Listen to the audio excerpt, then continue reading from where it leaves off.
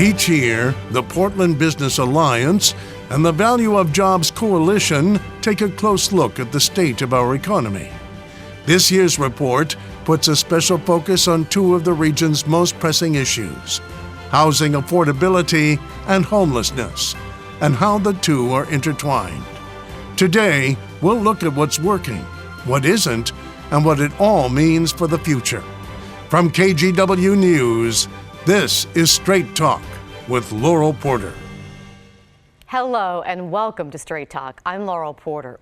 Over the last 10 years here on Straight Talk, we have looked at a report card on how the region is doing economically and how our citizens are doing when it comes to jobs and income. The report is called The Value of Jobs. It's a collaboration between the Portland Business Alliance and the Value of Jobs Coalition. And they found in the decades since the Great Recession, we've made big gains. But despite record income growth and historically low unemployment, many are still struggling, in part because of a lack of affordable housing. And that's a special focus of this year's report, housing affordability and its link to homelessness.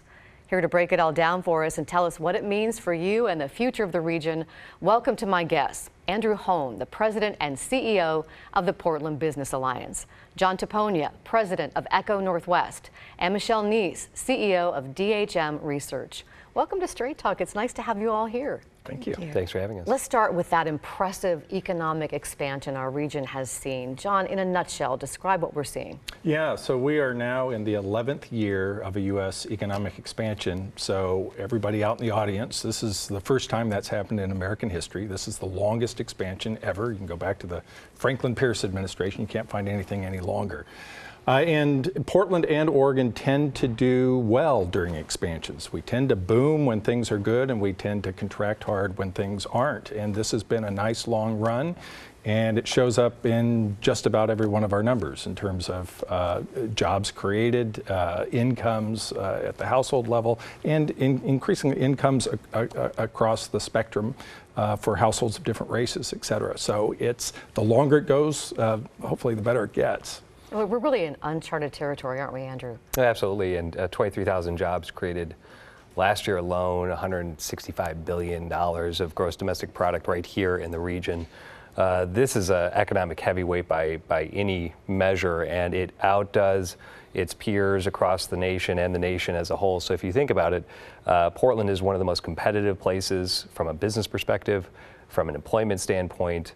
We are truly charting a new course is here, economically speaking. It's broad-based, too. It's a very diverse economy. It's rooted in manufacturing. We still make things here. We add value to products, and we ship them internationally and are really at the table on trade in a big way. And so you look at this economy, there's a lot to celebrate. There's a lot to be proud of. And I often hear this, and we talk about it a lot, that Forbes rates this as the 5th best place to do business in the country. And I think the data speaks to that point, and we should all be proud of that, and our businesses are doing a great job employing folks and putting money in the economy. So there's a lot to celebrate, but Michelle, not everybody is benefiting.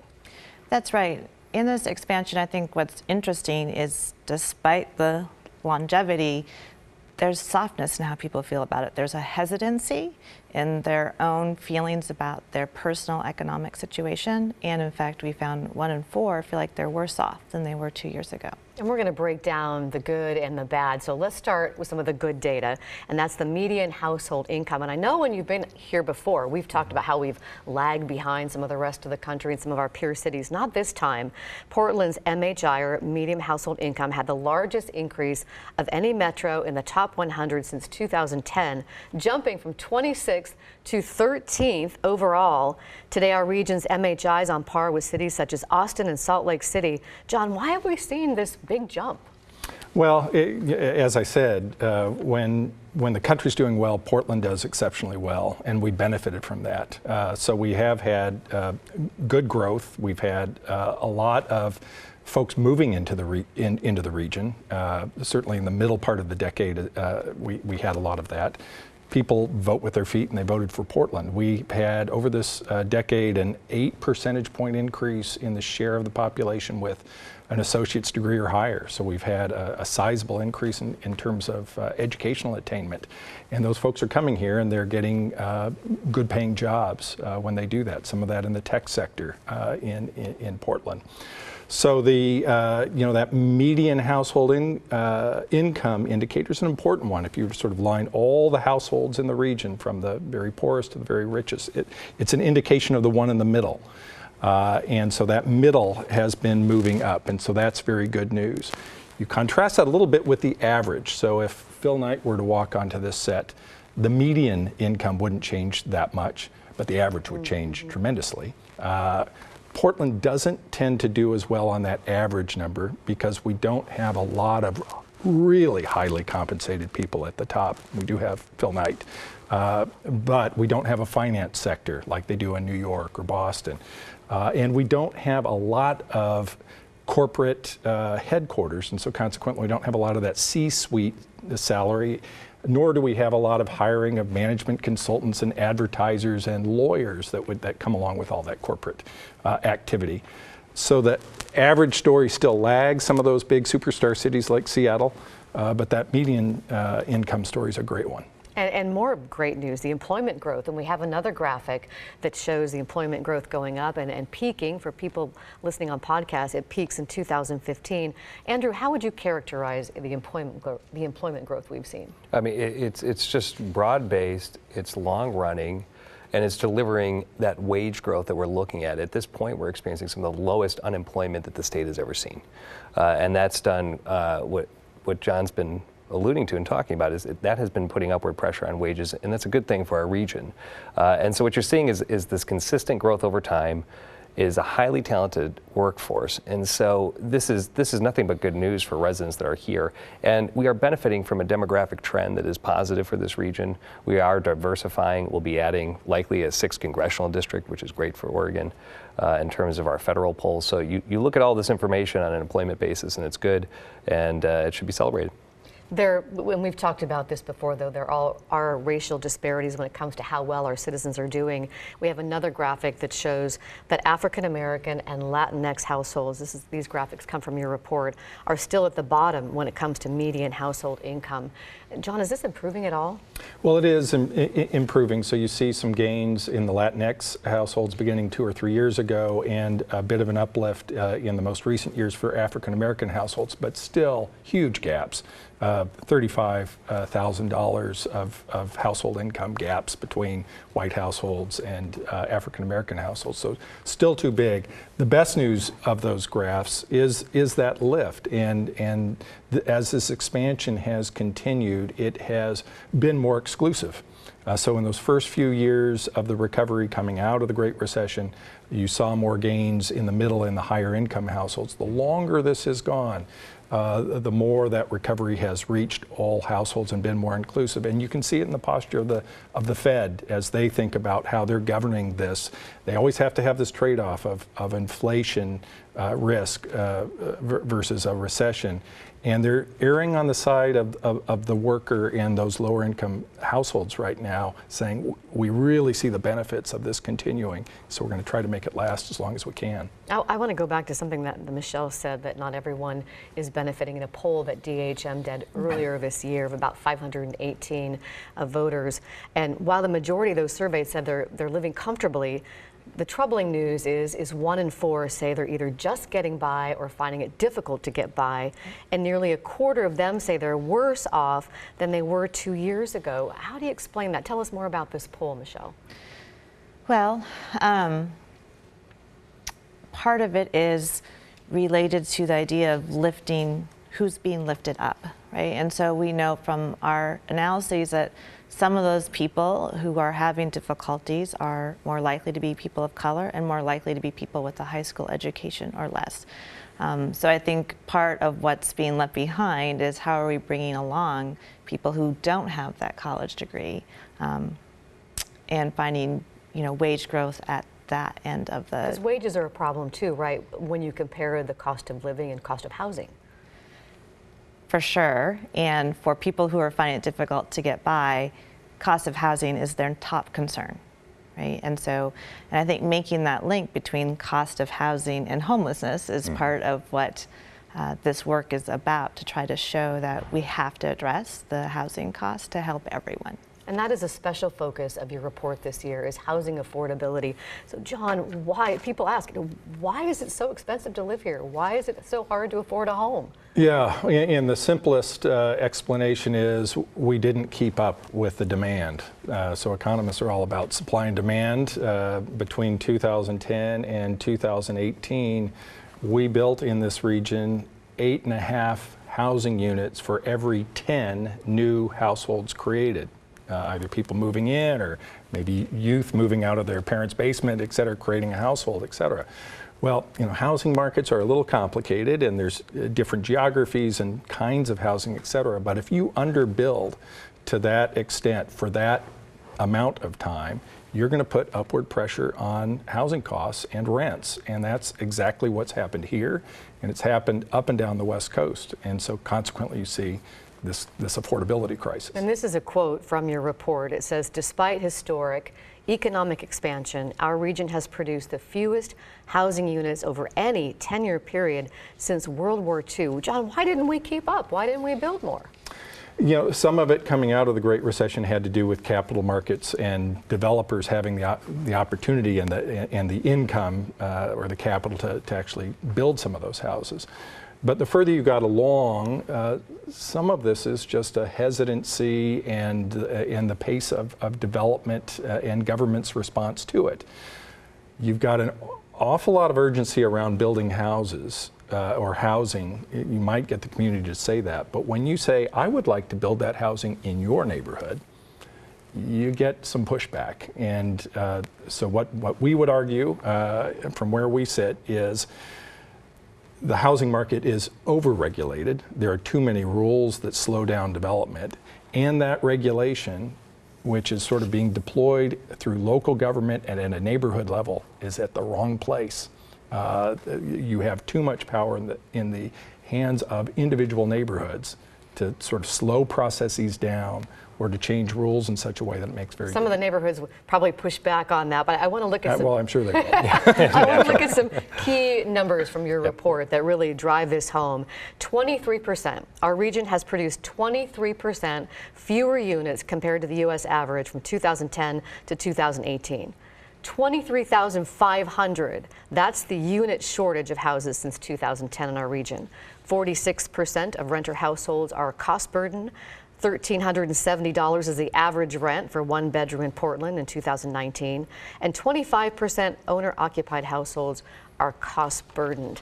And one number that really struck me from your report is that there are only 2,500 units in the pipeline to build in the next 2 years, and we have this 23,500 shortage. Andrew, that's a big problem. Yeah, it should be clear that if people who are running for office or in office in public entities, if they are not talking about how to accelerate the construction of housing units, they are missing the mark on the single most important issue that our region is facing. Broad spectrum. It really is the issue that every single elected official needs to be putting it at the front of their platforms. And I say that because you'll often see, John does a great presentation on the link between, as rents go up, there goes the increase in homelessness and the things that we're seeing in our streets. It is the direct causal link between high housing costs and homelessness that we see. That's what's driving it. And so if you're looking at a broad-based solution, you have to dive into this space of private sector development in a way that spurs it as if it is a crisis, because it is a crisis, and we need to, this is an all hands on deck requirement by our elected officials. So that's the focus of us as an organization the year ahead, because it is a business issue, it's a workforce issue, and it's a homelessness issue as well. John, tell me more about this link between housing affordability and homelessness. Right, and so you talked about the share of renters or the share of mortgage holders who were cost burdened. Right. So cost burden would mean that you're spending more than 30% of your income on your housing costs. That's cost burden. There's another standard called severely cost burden. That means you're spending more than half of your income on rent or on a mortgage. We have counted in the past 56,000 regional households severely cost burdened across the region. 56,000. So that's 56,000 households that are one accident away, a job loss, an unforeseen medical bill, a bout of domestic violence, any other kind of accident that if it hits them, they tip over. And they're in, initially episodic homelessness. They may only be homeless for a month or two, et cetera, but those conditions can snowball, and ultimately they may struggle to get out of the shelter, off of the street. So it's that severe cost burden status is the population that you're looking at when you're trying to think about why is my homeless challenge as big as it is. And people are noticing in Portland. It's hard not to notice. It's visible.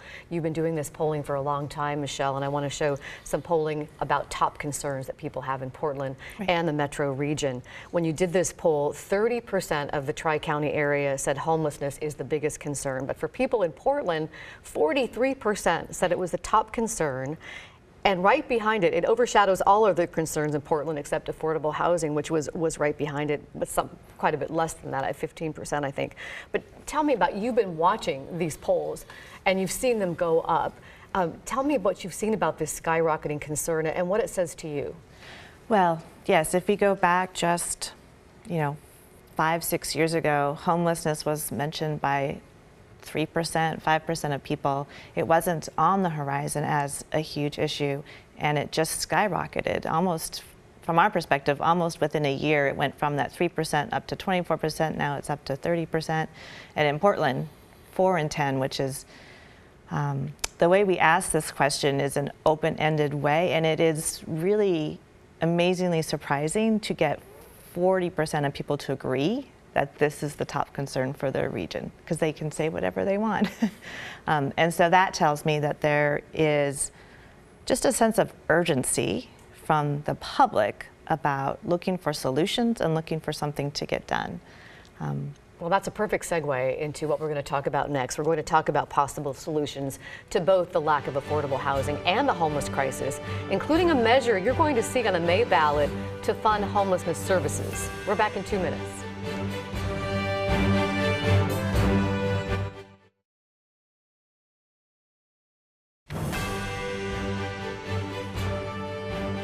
Welcome back to Straight Talk. I'm Laurel Porter.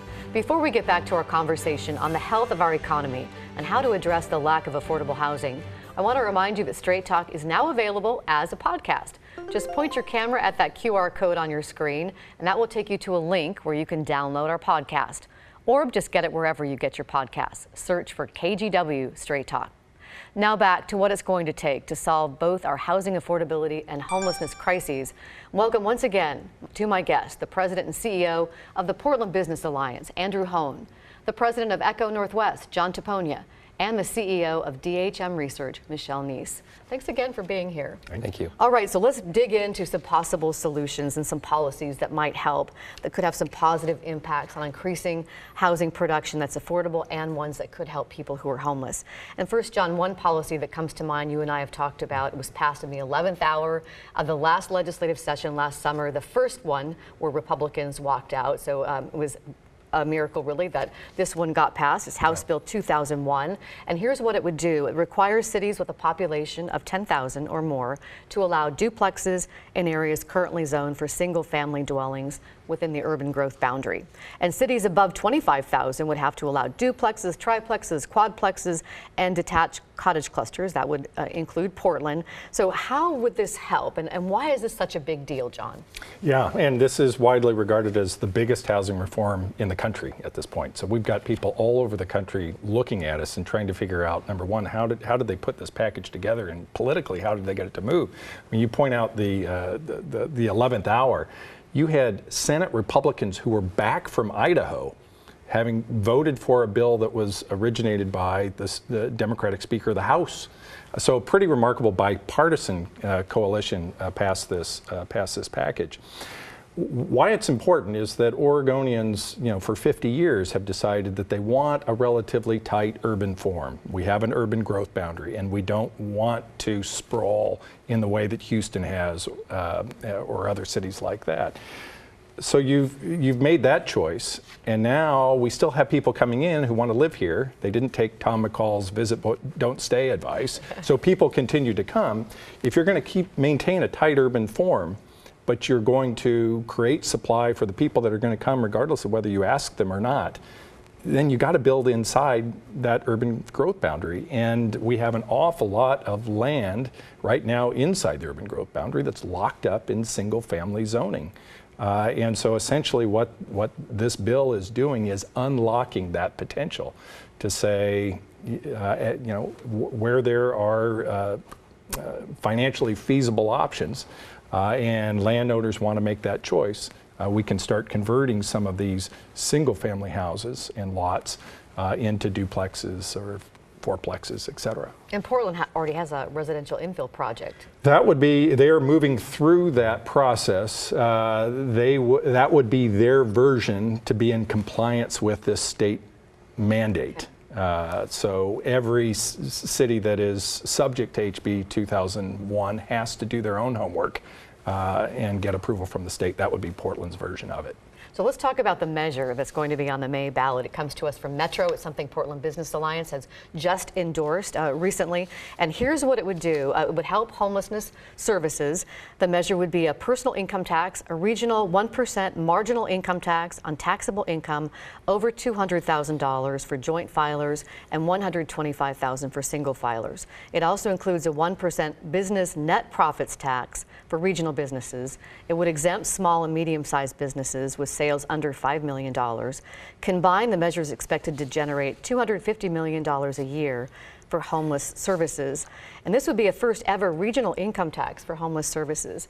Those higher earning taxpayers that fall into that bracket, I've seen posts on Facebook, I've heard people say that the state, the county, the city are always coming back to that well, that the income tax in Oregon for that bracket is already almost 10%, one of the highest in the country.